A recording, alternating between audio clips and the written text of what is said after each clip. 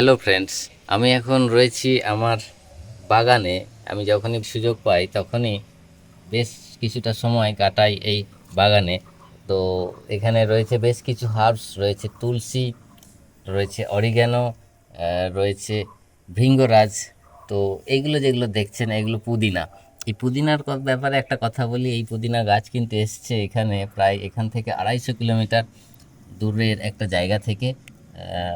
আমাদের প্রিয় চন্দন স্যার, ইংরেজির শিক্ষক চন্দন পণ্ডিত মহাশয়, উনি আমাকে ভালোবেসে আমাকে কয়েকটা গাছ গিফট করেছিলেন। সেই গাছই এখানে বসিয়েছিলাম। তারপর সেখান থেকে এত বড় একটা জায়গা, বিরাট একটা জায়গা, তো ছড়িয়ে গিয়েছে।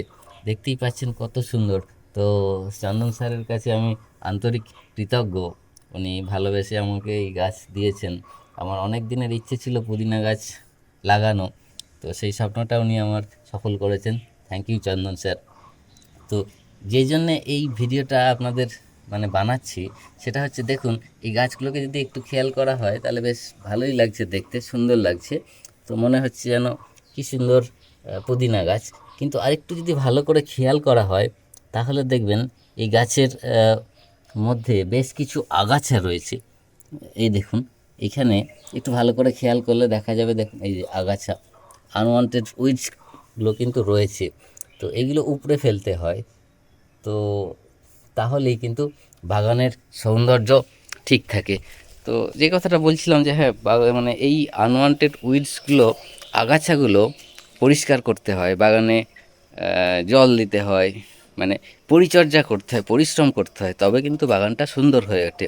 সেইটা যদি না করা হয় তাহলে বাগানটা কিন্তু আগাছায় পরিপূর্ণ হয়ে যায়, তার সৌন্দর্য সে হারিয়ে ফেলে। তো ফ্রেন্ডস, আমাদের মাইন্ডের ক্ষেত্রেও কিন্তু এই কথাটা একেবারে প্রযোজ্য। আমাদের মাইন্ডেও এরকম অনেক আনওয়ান্টেড জিনিস থাকে। আনওয়ান্টেড পাস্ট পেনফুল মেমোরি হতে পারে, আনওয়ান্টেড সাউন্ড হতে পারে, তারপর ফিউচার অ্যাংজাইটি হতে পারে। এইসবের আমাদের মাইন্ডের ভিতরে কিন্তু থাকে। আর এগুলোকে যথাযথভাবে সঠিক রাস্তায় গিয়ে এগুলোকে ওয়াশ আউট না করলে এগুলো কিন্তু আপনার জীবনে দারুণ দারুণ নেগেটিভ একটা এফেক্ট ক্রিয়েট করে। তো এই বিষয়ে নিউরোসায়েন্স স্টাডিতে কিন্তু রাস্তা দেখানো হয়েছে।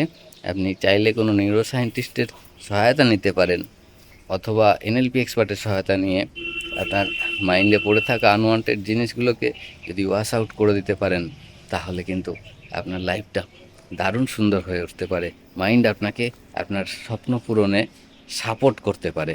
না হলে কিন্তু নানা রকম ডিজিজ, নানা রকম সমস্যা আপনার জীবনকে জর্জরিত করে ফেলবে।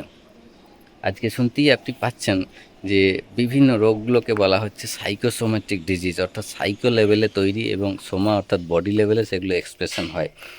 তো সেগুলোকে যদি সাইকো লেভেলেই মানে তার প্রপার কেয়ার করা যায়, প্রপার রাস্তায় গিয়ে, তাহলে কিন্তু আপনি অনেক সুস্থ থাকবেন, অনেক ভালো থাকবেন, আপনার জীবন অনেক সুন্দর হয়ে উঠবে।